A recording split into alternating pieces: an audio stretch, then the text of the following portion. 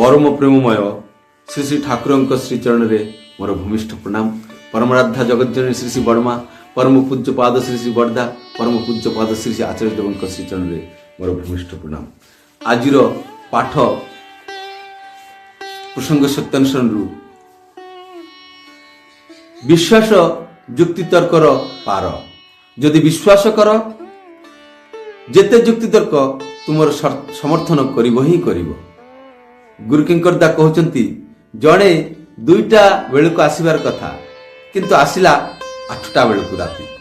श्री श्री बर्दा कहउचंती हुएते हेई पारे तार कोनसी असुविधा हेइथिला, विपदरे पड़िथिला, तेणु आसी पारलानी, किंतु परे आसी कहिला शांति पाइबार उपाय कौन ना निजर दोष को देखिबा। किए आसिले किए न आसिले से सब देखा जीवनी। मोर सामने किए विपदरे पड़ले मु अर्थ बाक जहा यथाशक्ति देई आमे साहाय्य करने को चेष्टा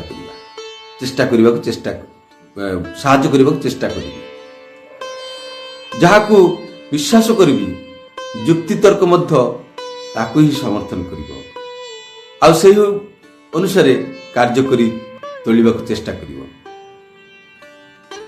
जने लोक टंका नैथिला, अनेक दिन परे से मते फेरई देबको आसिले, मोर ताहा मने नाही, मु भूली जाइछि।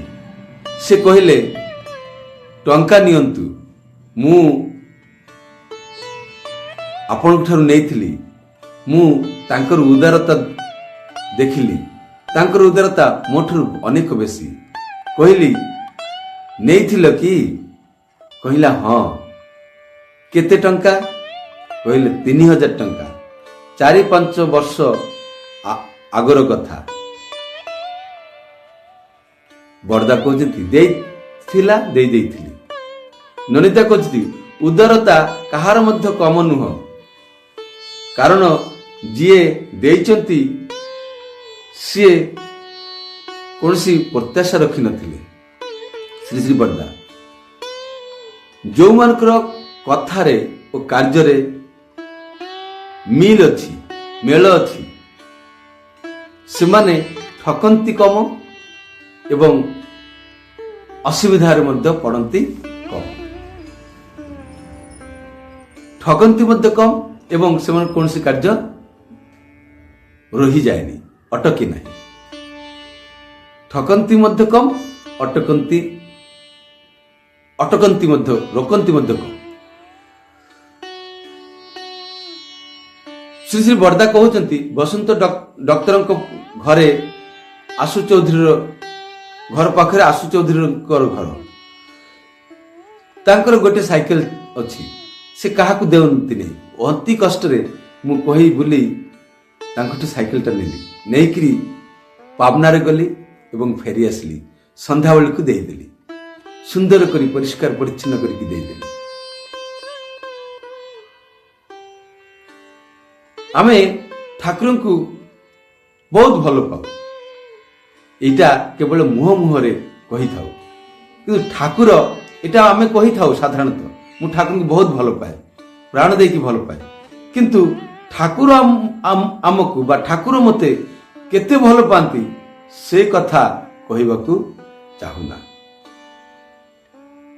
आउ एई भली जो माने होंती से मानकर जाजन करिवा मध्य केही सुनंती नाही। ननिता कहती आजिकाली अनेके कहती प्रथमे जुक्ति तर्क करी पार हुआ तापर जाइकी विश्वास। श्री श्री बर्दा से रकमटा गोटे थियोरी अच्छी, एठारे किंतु खांटी जिनिस विश्वास, अर्थात मूलरे आम मानकर विश्वास थिबा दरकार।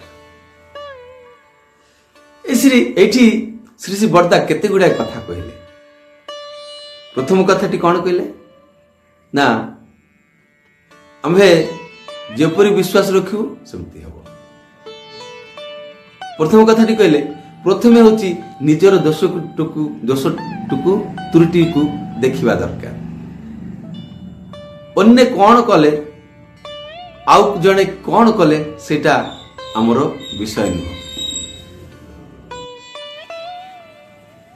କେହି ଯଦି ବିପଦରେ ପଡ଼ନ୍ତି ଅର୍ଥ ବାକ ଶକ୍ତି ଦେଇକି ତାଙ୍କୁ ସାହାଯ୍ୟ କରିବୁ ଯେତିକି ପାରିବୁ। ଥରେ ଯୋଉ କଥାଟି କହିଲେ ଯେ ଆମେ ଯୋଉଭଳି ଭାବରେ ଯୋଉଭଳି କର୍ମରେ ବିଶ୍ୱାସ ରଖୁ ଆମର ଯୁକ୍ତି ତର୍କ ମଧ୍ୟ ସେଇଭଳି ହବ। ଏଇଟା କିପରି? ପର ଉପକାର କରିବା, ମୋର ଯାହା ସାମର୍ଥ୍ୟ ଅଛି ମୁଁ ଅନ୍ୟକୁ ସାହାଯ୍ୟ କରିବି, এই ବିଶ୍ୱାସଟା ରଖିଲେ ସିନା ଆମେ ରଖିବୁ। କିନ୍ତୁ ଆମେ ମାନେ ଅନେକ କ୍ଷେତ୍ରରେ ଦେଖୁ ମୁଁ ତାକୁ କାହିଁକି ସାହାଯ୍ୟ କରିବି, କାହିଁକି ସେ ମତେ କ'ଣ ଦେଇଛି, ମୁଁ କ'ଣ ପାଇବି ସେଥିରୁ। ଏଇ ଗୋଟେ ଭାବ, ଆମେ ଯୋଉଭଳି ଭାବରେ ବିଶ୍ୱାସ ରଖୁଛୁ ଆମର ଯୁକ୍ତି ତର୍କ ମଧ୍ୟ ସେଇଭଳି ହୁଏ। ଆହୁରି କହୁଛନ୍ତି ଯେ ଯୋଉମାନେ କୁହନ୍ତି ମୁଁ ଠାକୁରଙ୍କୁ ବହୁତ ଭଲ ପାଏ, ମୁଁ ଠାକୁରଙ୍କୁ ବହୁତ ଭଲ ପାଏ, ଠାକୁରଙ୍କ ପାଇଁ ଏଇଆ କରେ, ମୁଁ ଉତ୍ସବରେ ଏଇ କର୍ମ କରେ, ଯାଇକରି ଏଇଟା କରେ, କିନ୍ତୁ ଦେଖିଲା ବେଳକୁ ଦେଖାଯାଏ ତାଙ୍କର ନାଁ ଗନ୍ଧ ମଧ୍ୟ ନାହିଁ। ଆଉ ଏତେ କଥା କହୁଛନ୍ତି କିନ୍ତୁ ଠାକୁର ଆମକୁ କେତେ ଭଲ ପାଆନ୍ତି ସେଇ କଥାଟା ଆମେ କହିବାକୁ ଚାହୁଁନୁ। এই ଠାକୁର ଆମକୁ ଭଲ ପାଆନ୍ତି ଅର୍ଥାତ୍ ତାଙ୍କର ଦୟାର କଥା, ତାଙ୍କ ଯୋଗୁଁ ଆମେ ବଞ୍ଚିକି ଅଛୁ ଏବେ ପର୍ଯ୍ୟନ୍ତ। ମତେ ଜଣେ କହିଲେ ତମ ପାଖରେ ଠାକୁର ନାହିଁ, ଠାକୁର ତମ ପାଖରେ ନାହିଁ, ନାମ କର ନାମ କର। ବହୁତ ସୁନ୍ଦର କଥା କହିଲେ। ମୋ ପାଖରେ ଠାକୁର ନାହିଁ, ମୁଁ ରଖିଲେ ତ ଠାକୁର ରହିବ। ମୁଁ ଯଦି ଠାକୁରଙ୍କ କଥା ମାନି ଚାଲେ ପ୍ରାଣପଣ ଦେଇକି, ହେଲେ ସିନା ମୋ ପାଖରେ ଠାକୁର ରହିବ, ତାଙ୍କ ସହିତ ଟ୍ୟୁନିଂଟା ରହିବ। ନହେଲେ କ'ଣ ହବ, ଦୂରକୁ ପଳେଇଯିବ। ଠାକୁର ମୋର ଅଛି। ଯିଏ ଠାକୁରଙ୍କର ଦୀକ୍ଷା ନେଇଛନ୍ତି, ଶିଷ୍ୟ ହେଇଛନ୍ତି, ତାଙ୍କୁ ମଧ୍ୟ ଠାକୁର ତାଙ୍କୁ ଦେଖନ୍ତି। ଯିଏ ଦୀକ୍ଷା ନେଇନାହାନ୍ତି ତାଙ୍କୁ ମଧ୍ୟ ଠାକୁର ଦେଖନ୍ତି। ଠାକୁର ସମସ୍ତଙ୍କୁ ଭଲ ପାଆନ୍ତି, କିନ୍ତୁ ଯିଏ ତାଙ୍କୁ ଭଲ ପାଆନ୍ତି, ତାଙ୍କୁ ରଖନ୍ତି, ସିଏ ତାଙ୍କ ପାଖରେ ତାଙ୍କ ନିକଟରେ ରହନ୍ତି। ଆଉ ଯିଏ ରଖନ୍ତି ନାହିଁ ତାଙ୍କଠୁ ଟିକେ ଦୂରରେ ରହନ୍ତି, ତାଙ୍କୁ ଅନୁସରଣ କରନ୍ତି। କାରଣ ସିଏ ହେଉଛନ୍ତି ସତ୍ଚାଳକ। ସିଏ ଆମର ଭାବ ଅନୁସାରେ ହିଁ ଆମକୁ ପଥ ଦେଖାନ୍ତି। ଭାବ ଅନୁସାରେ ସତ୍ଚାଳକ କେବେ ମଧ୍ୟ ନିଜର କ୍ଷମତାକୁ ଜାହିର କରନ୍ତି।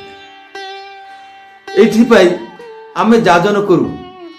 এই ଯାଜନ କରିବା, ତାଙ୍କୁ ଯଦି ଆମେ ଭଲ ନ ପାଇଛୁ, ତାଙ୍କର ଦୟାର କଥା ଯଦି ଆମେ ନ ଜାଣିଛୁ, ନ କହୁ, ହେଲେ ଯାଜନଟା ଯାଜନ ହୁଏ ନାହିଁ। ତାଙ୍କର କଥା କିଏ ଶୁଣନ୍ତି ନାହିଁ ବୋଲିକି ଶ୍ରୀ ଶ୍ରୀ ବରଦା କହୁଛନ୍ତି।